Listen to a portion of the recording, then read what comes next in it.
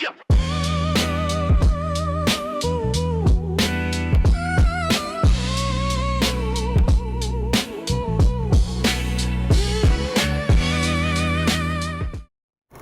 back to the Dang Good Show. I'm C Dang, and this is part 2 of our Burnout to Resilience series with Ras Contractor. Now, last episode, we uncovered the science behind chronic stress and how it's literally changing our bodies at a cellular level. Today, we're getting into the solutions, specifically with Raz's mind and body training approach that makes neuroscience and biomechanics accessible to everyone. Now, what I love about today's conversation is that we're not just talking theory. Raz has taken complex scientific concepts and distilled them into practical tools you can actually use. We'll explore how understanding our nervous system can transform your daily experiences. And yes, we'll even connect this to those hope molecules we discussed back in episode 22. Now, get ready to discover how small changes in how you approach mindfulness, sleep, nutrition, and movement can create profound shifts in your resilience. So, Raz, welcome back. Hello. Thank you for having me. This is episode 2. So, the first question I'm going to ask you is why is understanding our brain-body connection crucial for beating burnout? Now, this wasn't always known around the world. It's I'd say like 10, 15 years ago, you started to see some of the research come out on the Western side. That being said, on the Eastern side, it's always been there. Like the body is a holistic machine that is doing things across the board. So the brain and the body are connected. Ding! We didn't always pay attention to that on this side of the world. But now that we know, let's treat it as the holistic machine that it is. The brain and the body are connected. So if something's blocked, we need to address it. Otherwise, it's going to create a problem. Now, let's make this complicated. The gut-brain axis is a perfect example of how we connected. The gut is connected to the brain. The stuff in our gut sends signals to the brain. The way our brain feels can change the way our gut behaves. And so from there, let's talk about chakras and glands, because the chakras line up with some very key glands. We can share some information on that in the show notes. But imagine that a part of the body is trying to function and it's saying, hey, help me with this, that, and the other, and we're not paying attention. So as that kind of digresses, it gets worse and worse, and then it stops functioning properly. What we want to do is connect the brain to the body in the way that we're talking about it to start, but understand that everything is interconnected. So the messages that we receive aren't good or bad, they're just information. And using the information that we perceive through our holistic machine, we move forward and we address. And from there, we go into dealing with burnout. Because if our brain and our body are connected and interconnected and sending messages back and forth and receiving messages back and forth, we'll consider it the brain and the body falling back in love, the mind and the body falling back in love.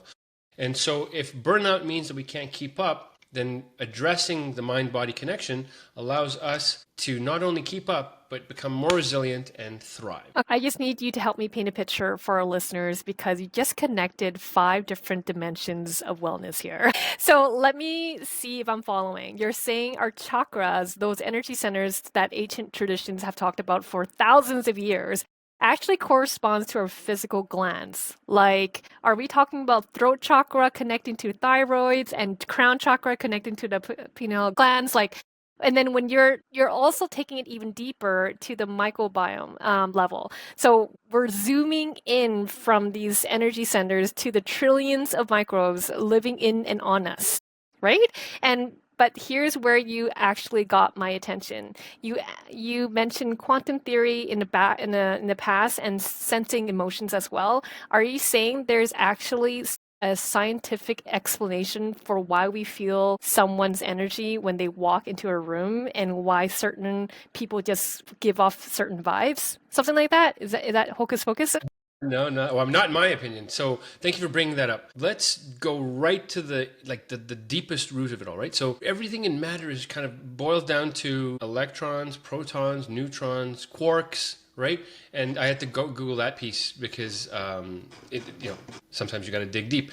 But if that's the case, then our microbes are influencing how we feel and then how we act and vice versa.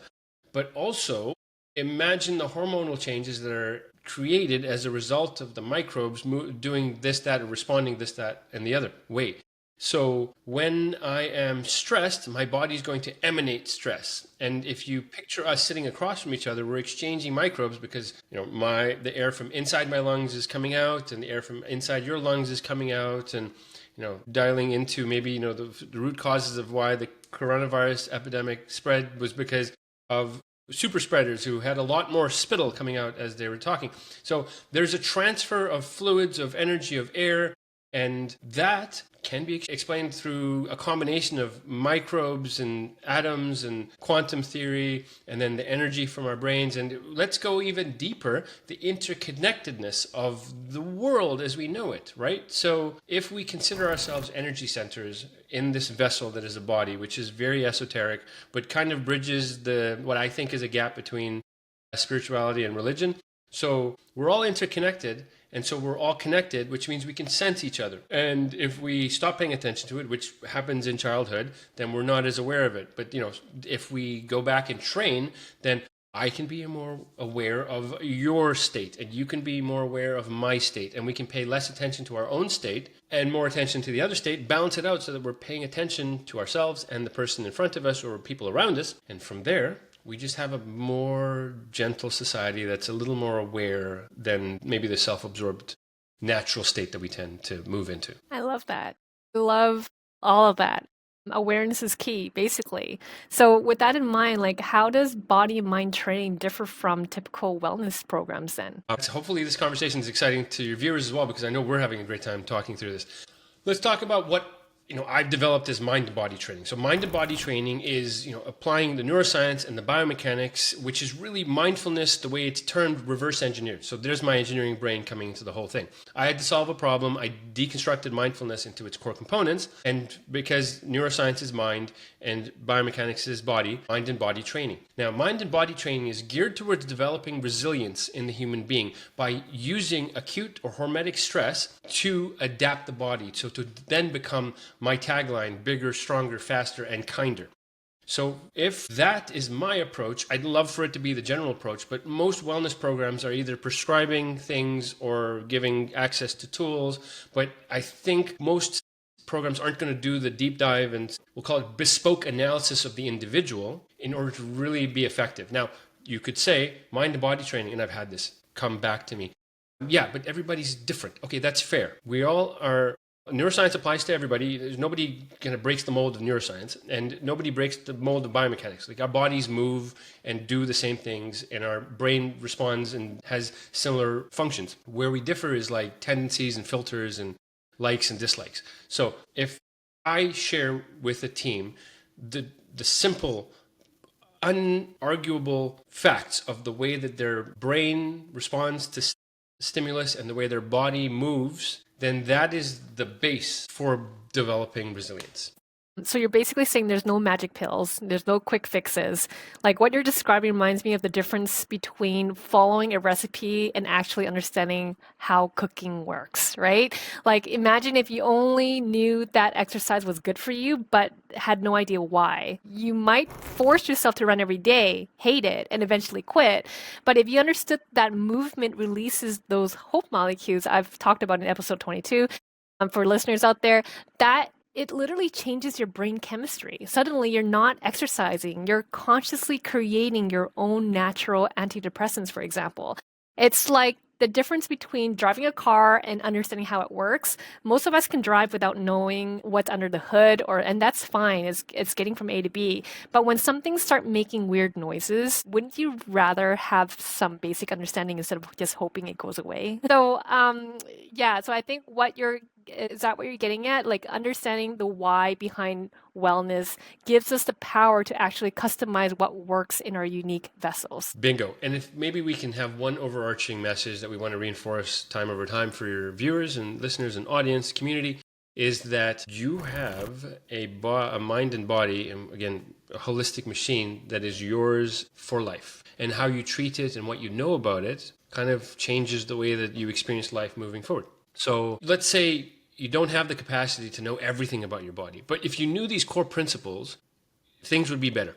For example, let's go back to driving. If you start to hear a sound, you kind of know where it's coming from, then you can go to an expert, say a mechanic or a shop, and they'll help you assess based on what you've shared. They'll take it for a test drive, obviously. If you know that your tires are supposed to be inflated and your oil is supposed to be changed every 10,000 kilometers, then at least you know enough to keep the car in working function within the duration within which expert will then look at it. So if I told you that when you inhale, your heart rate goes up, and when you exhale, your heart rate goes down, that's information that would help you function better between appointments with specialists. So consider it like that. At the same time, why wouldn't you want to learn about this body of yours? Because it's yours. And again, I'll try to convince you that if you do learn about it and you become kind of an expert in your own body, then you can just handle things better, quicker. Yeah, because that's honestly, I think for a lot of people, and then this is me years ago thinking this way, it's the fear of knowing what's wrong with you. I think people just kind of want to like, I don't want to know, so I'm just not going to learn about it. But I think that's where magic happens is when we get into that fear and learn more about it.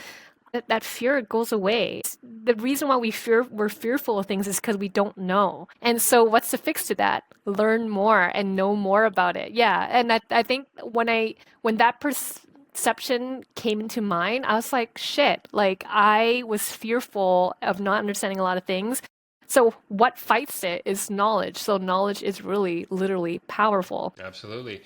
And at the same time, a lot of knowledge can be overwhelming. And so it's very important to take everything in bite-sized chunks, right? So, in the previous episode, we talked about taking baby steps in changing our routines or changing culture. And so even from a learning perspective, learn something, understand it, start to apply it, and then go for the additional knowledge. Because if you, consume a whole bunch, it's going to be overwhelming. And so just in general, right, pay attention to the signals and then use the signals to influence what you do next. And then don't try to do too much. Take one step, figure it out, assess, take the next step, figure out, assess. And in that, you run less of a risk of putting yourself in a compromising position.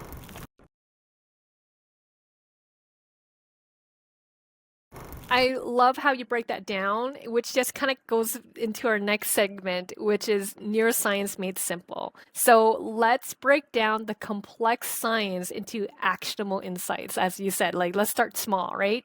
So can you explain what happens to our nervous system during chronic stress? Right. Our nervous system during chronic stress is in a state of stress which induces either a fight, flight, or freeze mechanism. And so if you imagine being stuck in a mild version of that for an extended period of time, then you're going to not be in an ideal state. And so in the first episode, we talked about flexing that muscle and keeping it flexed for a long period of time, not listening to the signals to let it go, refresh, stretch it out, shake it out, and then start to flex again. Imagine if your whole body was flexed, and we'll get into this later on the biomechanics side, but because it's flexed and it's likely imbalanced and it's going to be flexed and twisted up at the same time, so now you're creating sticking points, which then lead to inflammation, which then lead to chronic disease of some sort. We don't want to go there. But everybody's heading in that direction. And I'm like, I'm no different. There's always constant stressors around us, and we just have to do what we can to assess and try to relax and then try to recover and then take it on again. I think that's the hard part is catching yourself in that downward spiral. So let's go back to that muscle analogy that you perfectly described my burnout experience. Looking back, I normalize living in crisis mode. The exhaustion, the tension, and the 3 a.m. racing thoughts. My body was constantly flexed muscle, as you described, and my nervous system have been stuck in panic mode for so long, and that I've been driving on the emergency brake on for years without realizing it. So is that what you see with your clients too? Like this normalization of chronic stress until the body literally forces us to stop? Okay, so yeah, what I will say that chronic stress is well documented as the sort of latent situation that ends up leading to burnout in some form or fashion. So chronic stress leads to chronic disease. And that's not something we want to. So even if we scale it back, right? Burnout's a condition as a result of things going on. But like our body is going to be diseased. And we want to try to dial that back. And so put it this way. If you don't deal with the stress, then your body will shut down, or your mind will. I find that for me, exercise does really help. Movement is like a magic pill. If you were going to describe something as a magic pill, like just moving our body and moving it better and better every day just creates like so much benefit. And I can't express this strongly enough.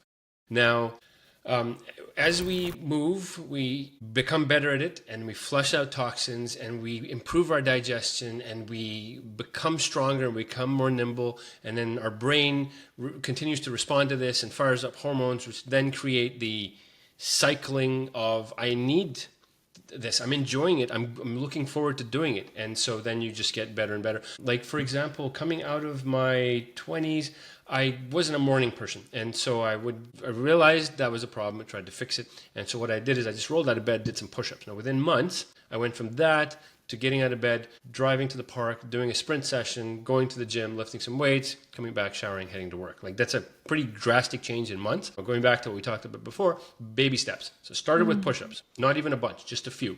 And every day, just tried to do a little bit more, but without overtaxing myself. So to me, if we move, everything gets better. Small baby steps is everything. So something else that I want to talk about, HRV, which is the heart rate variability. So how does understanding HRV help us? Okay. I love two ways to study, just to pay attention to some of the data in our body. So heart rate variability and the resting heart rate. Now, it's important to note that the heart rate variability isn't the same as our heart rate. So it's the variability in the heart rate as time goes on. And so at the beginning, I mentioned heart rate goes up when we inhale, heart rate goes down when we exhale. So consider that. If we're functionally breathing properly, then our heart rate should go up for 5-6 seconds and then down for 5 to 6 seconds. And so that should create quite a high variability in the heart rate from breath to breath over time. If we are not breathing effectively, maybe breathing shallow, holding our breath because we're stressed, then the heart rate's going to go up for like a second or two and it's going to come down for a second or two. You're not going to see much of a change. It's going to be a pretty steady heart rate over time. So you could look at heart rate variability, and it is a measure of chronic stress load on the body. And then say your resting heart rate, we'll get into later, is how well we rest at night. So if your body's able to shut down, come down, and then have your heart rate drop effectively, then that means that your body's entering a nice relaxed state. So if we consider that we want to have a high heart rate variability and a low resting heart rate, then those are two measures that we can use through, say, a wearable, a ring or something around our wrist. I've used that. I use a Whoop and an Aura thus far. Like, it's just, again, data. And going back, like, your heart rate variability is going to vary. If you're stressed, it's going to drop. If you're feeling good and resting good, it's going to go high. So yeah, on average, I'm in the like 80 to 100, but I've had a 50 heart rate variability. When I got sick with COVID, it dropped to like the 30s. And that actually brings up a nice point, because there's actually a case study whereby the PGA Tour had a golfer who knew he had something which turned out to be COVID because he had a wearable. And that was because his heart rate variability dropped and his resting heart rate spiked. And so what they ended up doing is they actually bought wearables for everybody on the PGA Tour, because you can tell that you're getting really sick sooner. It'd be better to get that person out of the situation before it infects everybody, right? So yeah, very interesting information across the board. My ring, for example, I had this for 4 or 5 years. I had insomnia since I was a kid. For as long as I remember, I could never get sleep, but I could still function. And kept on getting sicker and sicker over the years. And so I took my health more seriously. And meditation is one thing that completely changed my life. Exercise is a second one. Looking at it as something that I need instead of what I must do is so different. Changing that perspective. But then the Oura Ring 4 years ago was what fixed my insomnia. And I was able to sleep for 8 hours now. And it's so interesting because I'm so much more aware of how I feel. I haven't been sick for quite some time. And so with the Oura Ring, it data, really, it's so great because you get to see what you were before and how you are now. And it has been improving over time. So let's get into your personal matrix. I know your PRV is in the hundreds and your RHR is in the low. How the heck do you what is that number? Like, why is it so good and how did you get there? Sure. So I want to talk a little bit about sleep too, because the reason is that these metrics that I recommend paying attention to are oversleep. So in your sleep data, you'll get an HRV, and you'll get a resting heart rate. So I also struggled with sleep my whole life. And fast forward to today, I sleep like a baby for the most part, like a baby that sleeps well, we'll say. I played in pubs as an 8 to 10-year-old up to about 13, 14. And then I discovered instant messaging when I moved to Canada at 15. So I was up all night and then partying and studying in university and then partying after university. And so by the time I got to my 30s, I had sleep. I was terrified because I didn't like going to sleep and I would wake up and feel like I never slept, and it was just a bad situation. Routines, key. Breathing, learning to breathe effectively and opening up the body and relaxing before you sleep. But what the sleep tracking did for me is it kind of showed me that actually I don't think I slept, but I slept okay. And so you just stop paying attention to when you wake up and you fall asleep again easier, because it is normal to wake up through the night, but not knowing that you're just panicking every time you wake up. So the way that we train our HRV is to breathe effectively. So learn to exhale longer. HRV breath training is actually 4 counts in and 6 counts out, which is not extended, but that's a good place to start. Let's scale this up. In the practice of yoga, you're trained to take a breath in for a minute and a breath out for a minute. And so like I can do maybe 30, 40 seconds, and I might be able to get to a minute with a little more practice. But so it's just learning to breathe slowly. And if you breathe slowly and deeply, then your heart rate variability will increase and your resting heart rate will decrease. It's that simple.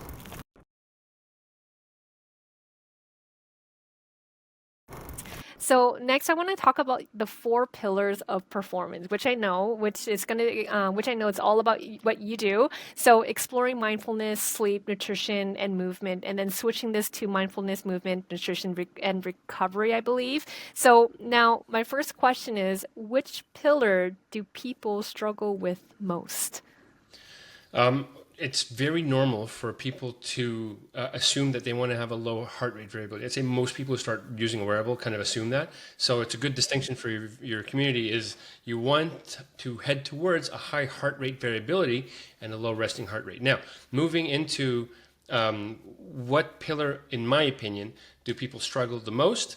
This is going to surprise you, but it is the nourishment and nutrition pillar, because we as a society don't eat ideally, right? Like the people who pay close attention to it probably still don't even eat perfectly. And so if you're eating in a way that doesn't serve your body in the long run, then you're creating problems. You could be eating, too much of something, too little of something. I've even had instances where I've been under eating.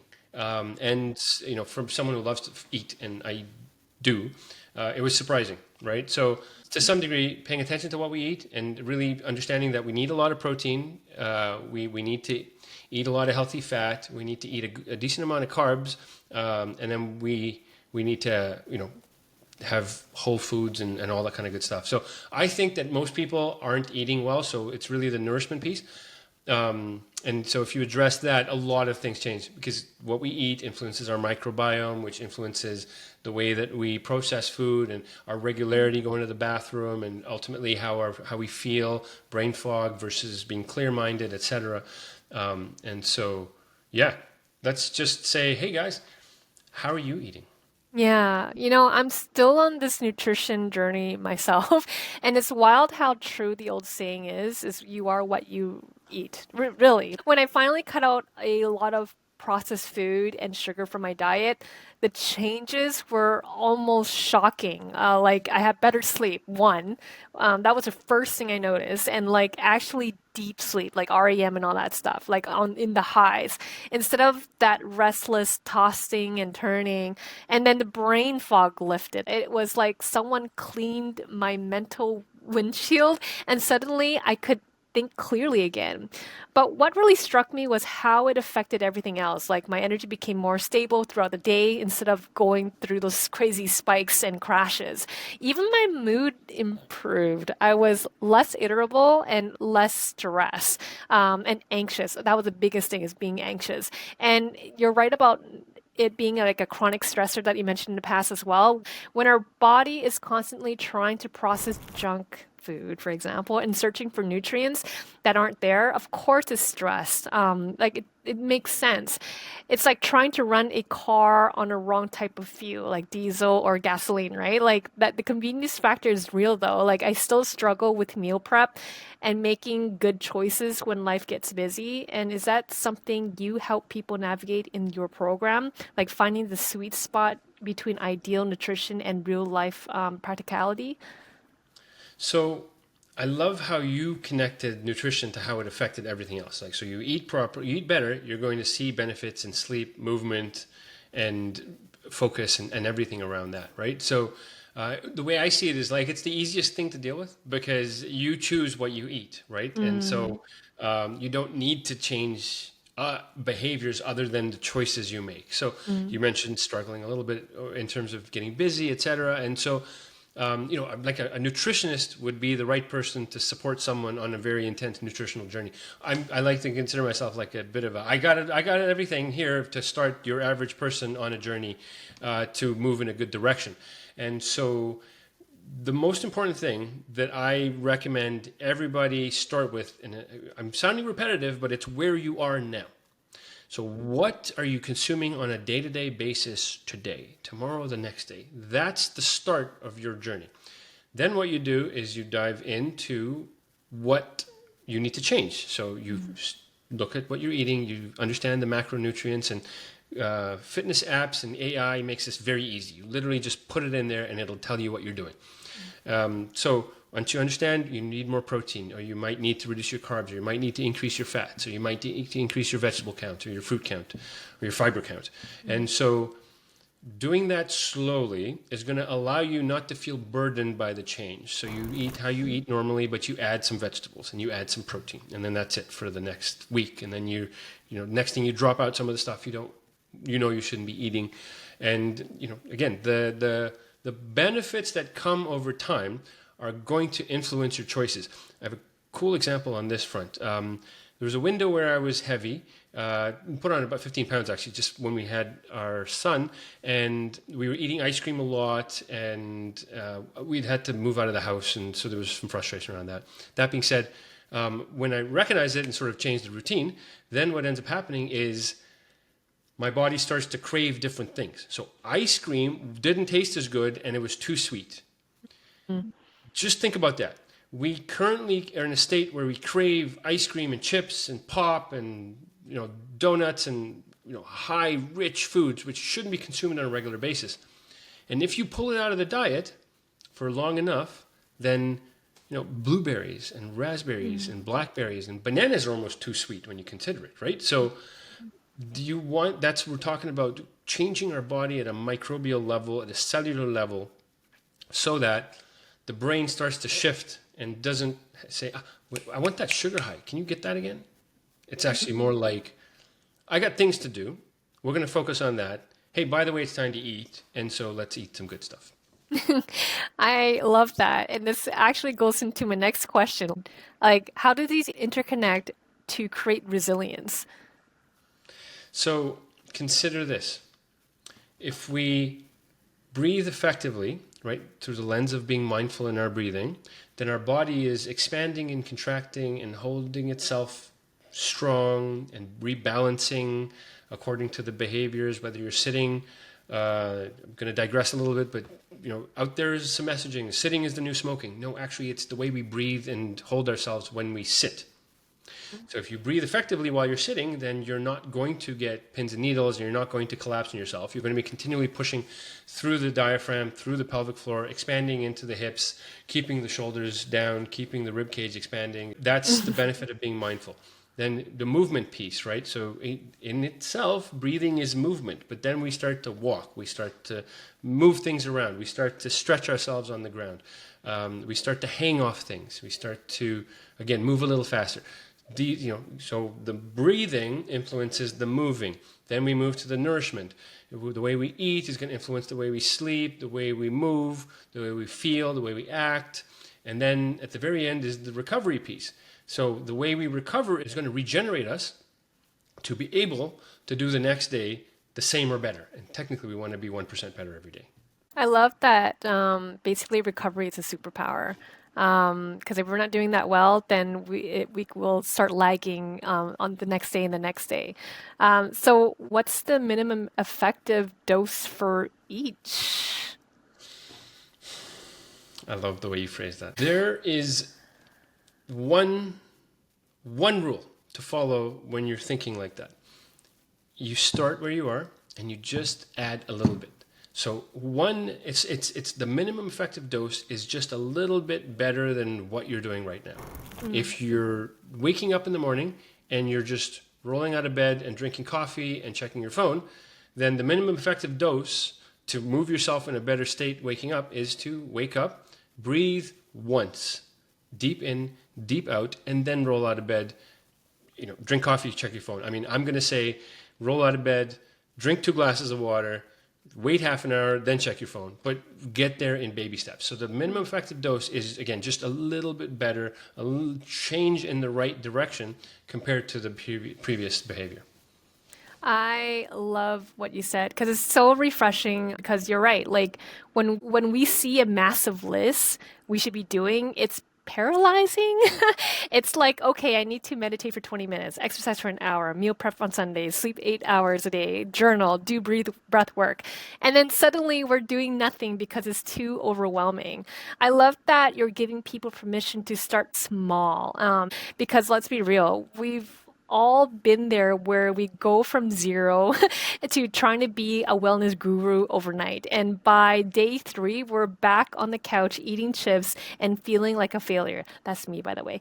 But when you start with something tiny, maybe it's just conscious breath before you check your phone in the morning or drink the 2 glasses of water, as you said, that's doable. And more importantly, it's sustainable. So, what I've noticed in my own journey is that these micro habits are like seeds. You plant them thinking it's so small, it can't possibly matter, but then they start to grow and connect. That one breath become 5 minutes in the morning mindfulness. The extra water leads to better food choices. And then suddenly, like you said, months later, you look back and you think, wait, when did I become this person? Like, how did I actually start taking care of myself? It kind of sneaks up on you, and these small wins are like the best. Is that what you see with your clients too? That the people who start the smallest often ended up making the biggest transformations?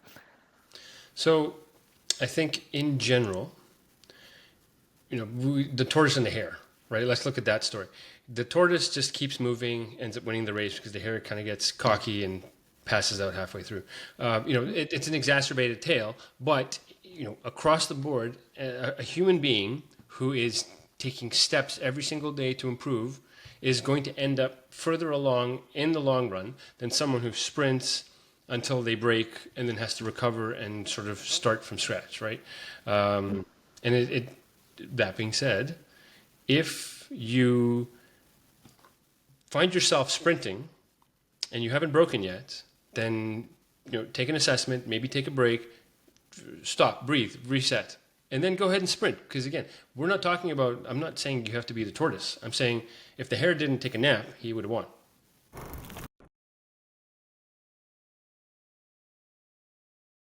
I love that analogy with the tortoise and the hare. I think that's the one thing that everyone will understand because who did not grow up with listening to that, right? Now, let's move into the real world application, like workplace integration and strategies. So, how can busy professionals implement this without adding stress? Let's go back to the last segment. If we start small and continue on a journey, then it doesn't feel like something additional, but we're just slowly kind of bringing in the good stuff so that we can handle the powerful stuff later on. So it starts with journaling your life's natural cadence. Just take an assessment of how your life is now. Don't lie to yourself because then you're just going to create a problem. From there, you decide, okay, we've got to move in the direction of mindfulness, movement, nourishment, recovery in some form or fashion. And so let's add a little bit of that to start. A little bit of mindfulness. Let's just do that for a week. Okay, then let's study our movement patterns a little bit. Okay, let's study our food a little bit.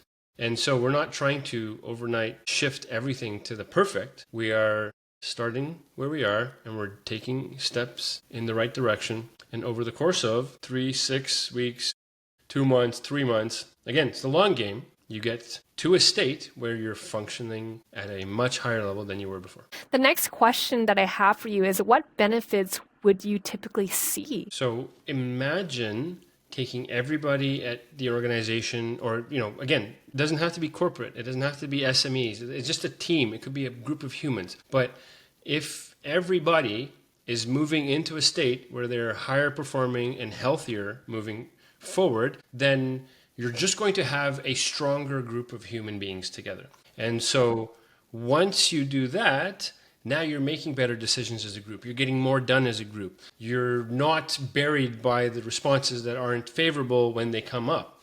And so, put it this way, in my opinion, resilience training is the way to have the most high performing organization that's possible. I love that. How do you handle skeptics in corporate setting? If you consider that everybody's going to be a skeptic to new information, right, then they don't become a skeptic. They just become someone that you need to continue to have conversations with. And so, on the one hand, it could be like, okay, this isn't working if it's not working for everybody, then like say you install some breathing as part of a pre-meeting process. And, some people have their eyes open, some people won't do it, but you do it long enough, everybody will give it a chance. And I haven't met a human being who, if does the breathing, doesn't feel the difference. So it's not really about treating them as skeptics, and it's not really about letting it change your perspective. It's really just you take the information and you share and you ask questions and you answer questions and you give them an opportunity to share their life and experience. And once you have trust, then at least you have a place to start experimenting together. I definitely agree with you on that. And that kind of brings us back to that conversation of that leaders lead, right? If people see leaders doing it, then they will follow, which is just so natural. If you think about it, everybody wants to be in a better state. But like you said, changing what we do now is scary and difficult, and the devil we know is often the safer choice. So again, on one hand, baby steps, right? So just do this little thing and then let me know how it goes, right? So that could be one way. And the other side of it is, what is it that's making you uncomfortable with this? Okay, sounds good. So what if I was to say that thing that you're worried about is less likely, and if it does happen, then we'll talk about it right away. So yeah, don't for anybody, then change management, right? Like understand that the person is not always going to be amenable to change. And so just assume that it's going to be the hard road. Now, when you get to that point, you don't get flustered, you don't get frustrated, you don't get sharper, you don't try to be more powerful, you actually soften. I don't know about you guys who's listening, but a lot of things that Raz has been saying has validated what I've been thinking. And so let's talk about mini exercises that you listeners can do. And so I have two questions for you, Raz. One, can you walk us through a 2-minute stress reset technique? I'd love to. Let's do it. So here's the thing. What I'm going to do is I'm actually just going to throw the kitchen sink, but in a very simple way. So we're going to cycle through a few different breath tactics that are all geared towards the same thing, which is bringing the energy to a more centered place. And now we can get very specific and do specific things to ramp up our energy, to bring down our energy, to neutralize. But what I'm going to do is we're just going to experience some stuff and you'll just feel something, okay? So how about this? Everybody that's listening, if you're able to, if you're driving, you can do some of this, but not all of it. But if you're sitting somewhere, then let's just start by putting our feet on the ground. Make sure that we are feeling the whole foot on the ground, specifically the tripod, big toe, little toe, and heel. From there, put your hands on your knees and then feel your hips sink into the chair. And then from there, relax your shoulders and relax your jaw, lick your lips, swallow, relax, close your eyes really tight and open them and just relax them again. Now, what we're going to do is we're going to drop our eyelids down, and we're just going to breathe in gently through our nose for 1, 2, 3, 4, and then exhale 2, 3, 4, 5, 6. And now inhale 2, 3, and then exhale 2, 3, 4, 5, 6. I'm going to do a different one. Inhale, 2, 3, 4, and then hold 2, 3, 4, and then exhale 2, 3, 4, and then hold 2, 3, 4, and then breathe in 2, 3, 4, and then hold 2, 3, 4, and now exhale all the air out for as long as you possibly can. Try to keep pushing it out, and then now at the bottom, hold, and now you feel like you really got to breathe, so go ahead, take a slow breath through the nose, and we're done. And so if you went through that, you would have noticed that the breath through the nose would have helped your body kind of extend and expand. And then the hold would have given your body a time to settle. And then the exhale longer would have given your body time to relax more, and you would have felt things kind of settle more. The hold at the bottom. Now at the very end, I threw something interesting at everybody where we did a full exhale and then held at the bottom. You might have lasted for as long as we went. You might have had to breathe in sooner, which is totally fine, but that leads us to information that we'll share later. So when we exhale all the way out, we are now forcing our body to, in a good way, become comfortable with that high state of carbon dioxide. And that, again, is a self-reinforcing mechanism whereby the body then doesn't panic and under those circumstances. So yeah, hopefully your community enjoyed that. If you have questions about what you were doing specifically, reach out, and I'm happy to talk you through any of that. Amazing. I was doing while you're describing it, I definitely feel a lot more calm. I feel like I do a lot of box breathing myself, but that extra bit definitely helped. So yeah, I mean, if everybody that is listening and that will listen and watch this wants to do one thing that would change the way that their breathing mechanism influences their physiology and neurology, is just extend your exhale. Because by doing that, you're slowing your heart rate down. And if you want to add one more thing, is just breathe through your nose. Raz, I have to say, the way you've made neuroscience so practical and accessible is incredible already. And I love that you're not just asking people to become experts, just to understand their own vessel, just enough to understand their own vessel well enough to take care of it. And for our listeners, I hope you're feeling empowered by what we've discussed today.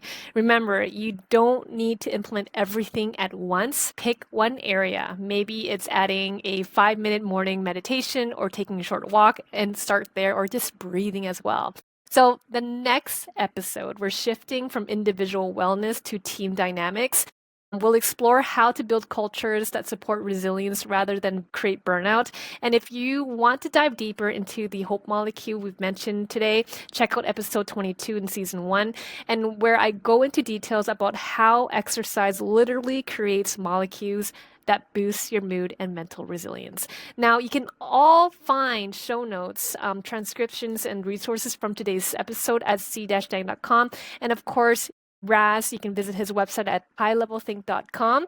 And of course, you're on Instagram as well, Raz. Where can they find you? Ras Allah Contractor, if they want to reach out. And yeah, happy to chat with anybody. Like we've mentioned about me, like chronic stress is something that I think is important for everybody to know about, and the fact that dealing with it is powerful. So don't be shy. I'm happy to have a conversation. Amazing. So again, thank you again for being here, Raz. And thank you, listeners, for being here with us. Now keep taking those small steps towards wellness. And remember, progress over perfection. Much love. C-Dang signing out. Bye.